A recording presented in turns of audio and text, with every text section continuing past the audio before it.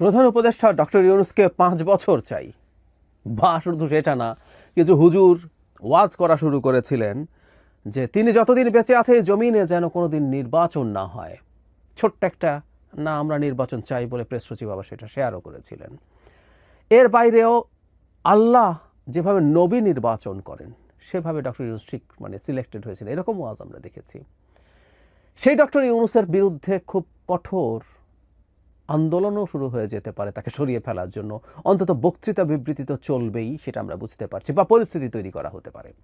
Doctor Yunus আর যেন দায়িত্বে থাকতে না পারেন সেই চেষ্টা এবার জোরে সোরে শুরু হতে পারে বলে আমরা অনুমান করতে পারি যৌক্তিকভাবে। কারণটা কি? কারণ হচ্ছে ডক্টর ইউনূস অত্যন্ত কঠোরভাবে নির্বাচনের পক্ষ নিয়েছেন। এই দেশে যেই নির্বাচনের পক্ষ নেবে সেই কিছু লোকের শত্রুতে পরিণত হবে এবং তাকে এবার নানা ফর্মে আক্রমণ করা হবে, নানা ব্যর্থতা তার সামনে আনা হবে, যেগুলো সমালোচনা ছিল আগেও, সেগুলো এতদিন করা হয়নি, নতুন করে করবেন তারা। এই ঘটনাগুলো ঘটবে কারণ ডক্টর ইউনূস নির্বাচন নিয়ে খুবই কঠোর অবস্থান নিয়েছেন। আমরা জানি দুদিন আগে 3টা প্রধান দল, আমরা এখন এই মুহূর্তে 3টা প্রধান দল হিসেবে দেখছি বিএনপি, জামায়াত ইসলামী এবং এনসিপিকে। সংখ্যায় খুব বড় না হলেও এনসিপিতে যেহেতু আমাদের গণ অভ্যুত্থানের গুরুত্বপূর্ণ মুখেরা আছে, সেটাকেও আমরা এখন প্রধান দল হিসেবে বিবেচনা করছি। তো এই 3টা দলের সাথে বসার পর প্রধান উপদেষ্টার যে নির্বাচন নিয়ে অবস্থান এবং বক্তব্য, দ্যাট ওয়াজ ভেরি টাফ। আমরা একটু আগে দেখে নেই ব্রিফিংয়ে বেরিয়ে দলগুলো কি বলছে। জামায়াতের নায়েবে আমির আবদুল্লাহ মোহাম্মদ তাহের বলেছিলেন, চাঁদাবাজি নিয়ন্ত্রণ করতে না পারা অন্তর্বর্তী সরকার কিভাবে এত বড় নির্বাচন পরিচালনা করবে তার নিয়ে জামায়াতে ইসলামীও শঙ্কিত এবং উদ্বিগ্ন। তিনি আরও বলেন, আগে একদল বাস স্ট্যান্ড দখলে নিত, এখন আরেকটি গ্রুপ নিয়েছে। অন্তর্বর্তী সরকারকে দখলদারের বিরুদ্ধে ব্যবস্থা নিতে দেখা যায়নি।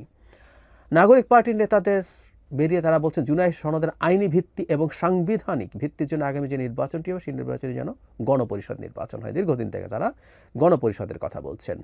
বিএনপির মহাসচিব বলছেন যে নির্বাচন বিলম্বিত করার চেষ্টা করা হচ্ছে, সেটার কোনো সুযোগ নেই, যে তারিখ দেওয়া হয়েছে সেখানেই নির্বাচন হতে হবে। প্রধান উপদেষ্টা প্রেস সচিব এই যে শঙ্কা আছে সেটার ব্যাপারে যখন দৃষ্টি আকর্ষণ করা হয়েছে, তিনি বলেছেন এটা তারা অবহিত এবং তারা এই নিয়ে কাজ করছেন, নিশ্চয়ই কাজ করা হবে এবং আমি বিশ্বাস করি এই শঙ্কা কাটিয়ে ওঠা যাবে। কিন্তু তার যে বক্তব্য সেটা আমি একটু পড়তে চাই। তিনি খুব সরাসরি বলছেন নির্বাচন ছাড়া কোনো বিকল্প নেই, সবাই গেছে তার নির্বাচনের প্রতিশ্রুতি জানিয়েছে। কেউ যদি নির্বাচনে কোনো বিকল্প নিয়ে ভাবে সেটা হবে এই জাতির জন্য গভীর বিপজ্জনক। আমি এই জায়গাটা আবার পড়বো, তার আগে আরেকটা কথা বলেন। এখানে জাতীয় পার্টিও একটা ইস্যু ছিল, আলাপ হয়েছে, বিএনপি বলছে সেটা নিয়ে আলাপ হয়নি, কিন্তু দুটো দল অন্তত তাদের জায়গা থেকে জাতীয় পার্টিকে নিষিদ্ধ করার ব্যাপারে প্রধান উপদেষ্টার কাছে বক্তব্য তুলে ধরেছে। এনসিপি তুলে ধরেছে এবং জামায়াত ইসলামীও তুলে ধরেছে। জামায়াতের এই জায়গাটা ইন্টারেস্টিং। জামায়াত আওয়ামী লীগ যখন নিষিদ্ধ হয় অফিসিয়ালি কোনো অবস্থান নেয়নি। জামায়াতের গুরুত্বপূর্ণ নেতা জনাব শফিকুল ইসলাম মাসুদকে দেখেছি যমুনার ওখানে গিয়ে বসেছেন, পরে শাহবাগে জামাতের বিরাট একটা অংশ এসছে, সিগনিফিক্যান্ট বা চেনা নেতারা গেছেন, ছাত্র শিবির গেছে, ছাত্র শিবির স্লোগান দিয়েছে, কিন্তু যেমন অফিসিয়ালি কোনো স্ট্যান্স নেয়নি। কিন্তু জাতীয় পার্টির ক্ষেত্রে দিচ্ছে। মজাটা হচ্ছে জাতীয় পার্টি কোলাবোরেটর, কিন্তু মেইন অ্যাক্টর না। মেইন অ্যাক্টরের ব্যাপারে তাদের অবস্থান স্পষ্টভাবে অফিসিয়ালি ছিল না, কিন্তু আবার জাতীয় পার্টির ক্ষেত্রে কোলাবোরেটরের ক্ষেত্রে আছে। কেন আছে এটা নিয়ে প্রচুর কথা হয়েছে, প্রচুর কথা বলছি। যাই হোক, মূল ব্যাপারটা বলছি। প্রধান উপদেষ্টা বলছেন নির্বাচন ছাড়া কোনো বিকল্প নাই, কেউ যদি নির্বাচনের কোনো বিকল্প নিয়ে ভাবে সেটা হবে এই জাতির জন্য গভীর উদ্বেগজনক। আমরা খেয়াল করব কিছুদিন আগে থেকে একটা ঘটনা ঘটা শুরু করেছে। একের পর এক এনসিপি নেতা প্রধান উপদেষ্টার বিরুদ্ধে তোপ দাগছেন। যেমন তিনি স্বজনপ্রীতি করেন, স্বাস্থ্য উপদেষ্টা ব্যর্থ, এরকম একটা কারণ দেখিয়ে খুবই সিগনিফিক্যান্ট নেতা এনসিপির বলছেন এটা স্বজনপ্রীতির উদাহরণ। তারপরে এই সরকার এনজিওর মতো চালায়, যেগুলো একসময় অনেকে অন্যরা বলতেন। ডক্টর ইউনূসের ব্যক্তিগত কিছু বেনিফিট, তিনি রাষ্ট্রীয়ভাবে নিয়েছেন, ব্যক্তিগত বেনিফিট না, তার সুদ মওকুফ করা, কিছু প্রতিষ্ঠানের অনুমোদন নেওয়া, এগুলো নিয়ে আমরা কথা বলেছি। এগুলো সুন্দর দেখায় না, একেবারেই সুন্দর দেখায় না। এগুলো নিয়ে এনসিপির একজন নেত্রী কিছুদিন আগে বললেন, সম্প্রতি আরেকজন অত্যন্ত কুৎসিত ভাষায় তাকে আক্রমণ করেছেন, সাথে এগুলো যোগ করেছেন। সো এনসিপির দিক থেকে ডক্টর ইউনূসের বিরুদ্ধে তীব্র আক্রমণ শুরু হয়েছে এবং এটা বাড়তে থাকবে, ইট উইল বি ইন্টেন্সিফাইড, কোনো সন্দেহ নাই। জামায়াত শিবিরও এই জায়গায় নামবে এবং শুধুমাত্র যে তাদের দলের ব্র্যান্ডিংয়ে তা না, জামায়াতের তো আসলে অনেক রকম দোকান আছে, ব্যক্তি আছে, তারা তাদেরকে দিয়ে এই কাজগুলো করাবেন। কারণ প্রধান উপদেষ্টা এখন নির্বাচন চাইছেন। এখন নির্বাচন যেহেতু চাইছেন, উনি যদি থাকেন, ওনার যে অবস্থান আছে, মানে তার প্রশাসনিক ব্যর্থতা আছে, তার কঠোরতার অভাব আছে, তার ম্যানেজমেন্টে প্রবলেম আছে, আমরা দীর্ঘদিন থেকে আলাপ করছি এবং যৌক্তিকও এটা।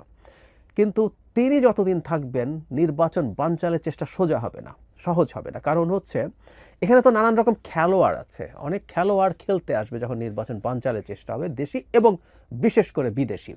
দেশি খেলোয়াড়রা খুব সুবিধা করে উঠতে পারবে না, কারণ নির্বাচনের পক্ষে যে অংশটা আছে তাদের শক্তি অনেক বেশি, অনেক অনেক বেশি।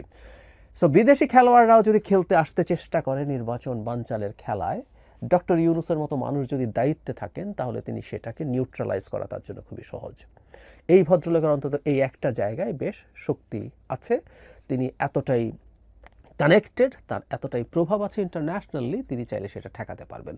সুতরাং ডক্টর ইউনূস শুধু অভ্যন্তরীণ কারণে না, নির্বাচন যারা চাইবে না, বানচাল করতে চাইবে, তাদের জন্য ডক্টর ইউনূস একটা বিরাট ঝুঁকি। সেই কারণেই আমি বলছি যে তার বিরুদ্ধে নানা রকম প্রোপাগ্যান্ডা শুরু হয়ে গেছে। আমি আগে একটা ভিডিও করেছিলাম যে তার ভাগ্য নির্ধারিত হবে তিনটা দলের সাথে বসে, অথচ উনি বসে আদতে নির্বাচন নিয়েই কথাবার্তা বললেন, কেমন হবে, কি হবে, কারো কিছু দাবি দেওয়া আছে কিনা। এই আমরাই বলেছিলাম যে এই সরকারের উচিত হবে যত বেশি সম্ভব রাজনৈতিক দলগুলোর সাথে বসা, এমনকি কোনো এজেন্ডা না থাকলেও বসা, যাতে তাদের মধ্যে কোনো না কোনো ধরনের মিসআন্ডারস্ট্যান্ডিং তৈরি না হয়, তৈরি হওয়ার আগেই যাতে সেটাকে নিয়ে ডিল করা যায়। সো নির্বাচন যখন এগিয়ে আসছে তখন এই প্রবণতা বাড়তে হবে, কিন্তু আমরা কেউ কেউ বলার চেষ্টা করলাম এদিনই ভাগ্য নির্ধারিত হবে। তার মানে ডক্টর ইউনূস এতটাই ভালনারেবল হয়ে গেছেন যে তাকে আসলে আর ক্ষমতায় রাখা যাচ্ছে না। উনি দলগুলোকে যদি কনভিন্স করতে পারেন তিনি ক্ষমতায় থাকবেন, খানিকটা এরকম প্রোপাগ্যান্ডা। এর মধ্যেই প্রধান বিচারপতির সাথে বসছেন, রং দেখানোর চেষ্টা করা হচ্ছে, এখানেও ডক্টর ইউনূস না থাকলে কী হবে সেটা বোঝানোর চেষ্টা।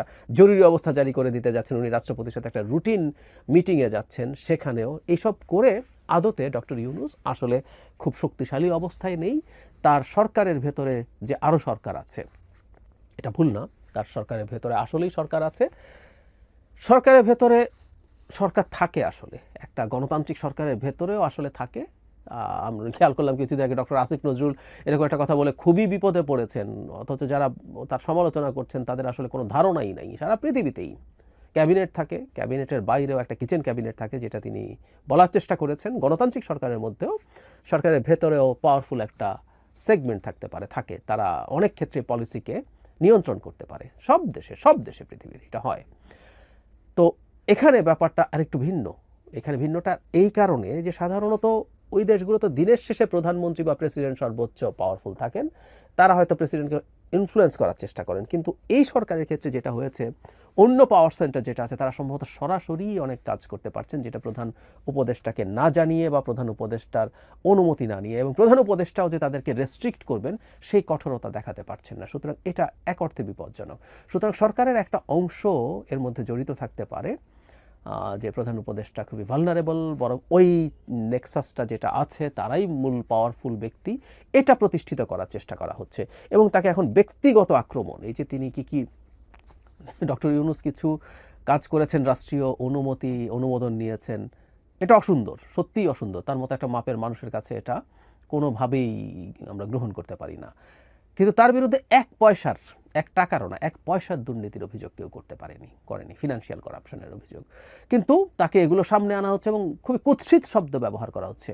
মানে অতি নিপাট একজন ভদ্রলোক, তার বিরুদ্ধে যখন এই কাজগুলো দায়িত্বশীল মানুষরা করতে শুরু করেন, আরও হবে সামনে, আমি ধারণা করি তারা যারা নির্বাচন বানচাল করতে চান তারা আসলে ছেড়ে যাবেন না, তারা এগুলো কন্টিনিউ করতে থাকবেন।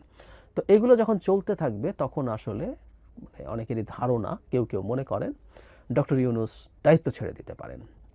তিনি একবার একটা প্রেক্ষাপটে এইরকম স্ট্যান্স নিয়েছেন বলেই আমি ধারণা করি যারা এটা করতে চায় তারা উৎসাহী হয়েছে, তারা এই কাজটা আরও করবে। এই কারণে অত্যন্ত ভুল কাজ করেছেন তিনি পদত্যাগ করতে চেয়েছেন, যেই প্রেক্ষাপটেই হোক না কেন। বাংলাদেশে কোনো সিচুয়েশনে তিনি নির্বাচনের আগে, এমনকি নির্বাচন ভণ্ডুল হওয়ার পরিস্থিতি হলেও ডক্টর ইউনূস দায়িত্ব ছাড়তে পারবেন না। তিনি দায়িত্বে রেখে বাংলাদেশের নির্বাচন দিয়ে একটা গণতান্ত্রিক সরকার রেখে তারপর তাকে যেতে হবে। কিন্তু তিনি যে একবার যাওয়ার প্রবণতা দেখিয়েছিলেন, তিনি খানিকটা নন কনফ্রন্টেশনাল টাইপের মানুষ, সেই কারণে কারো আশা তৈরি হতে পারে। সুতরাং অনাগত দিনগুলোতে ডক্টর ইউনূসের বিরুদ্ধে অনেক মারাত্মক আক্রমণ শুরু হবে, তাকে নিয়ে তুচ্ছ-তাচ্ছিল্য হবে, তাকে নিয়ে বিদ্রূপ হবে, তাকে নিয়ে ব্যঙ্গ হবে, এগুলো চলতে থাকবে। তিনি চলে গেলে তারা তাদের মতো একজন লোক বসাতে চাইতে পারে, সেনাপ্রধানকে সরিয়ে ফেলতে চাইতে পারে, প্রেসিডেন্ট সরিয়ে, মানে দেশ একটা কমপ্লিট কেওস এবং এনার্কির মধ্যে ঢুকে যেতে পারে। এবং এগুলো সবগুলো হবে বিপ্লবের নামে। এলিটের দেশ ভেঙে দিয়ে সাধারণ মানুষের রাষ্ট্র তৈরি করব, নানান রকম চটকদার কথা বলে আদতে মানুষকে নামিয়ে একটা এনার্কি তৈরির চেষ্টা হবে। এবং প্রায় বলি, বাংলাদেশে এনার্কি তৈরি হলে সবচেয়ে খুশি হবে আওয়ামী লীগ এবং ভারত। সুতরাং আমরা যারা এই পথে যাচ্ছি, তারা জেনে বা না জেনে, বুঝে বা না বুঝে, এটা যদি চাই, এটা দেশের জন্য দুর্ভাগ্যজনক। সুতরাং আমরা যারা নাগরিকরা আছি, তাদের এই ব্যাপারটা বুঝতে হবে। ডক্টর ইউনূসের অনেক সমালোচনা আছে, আমি প্রচুর সমালোচনা করেছি।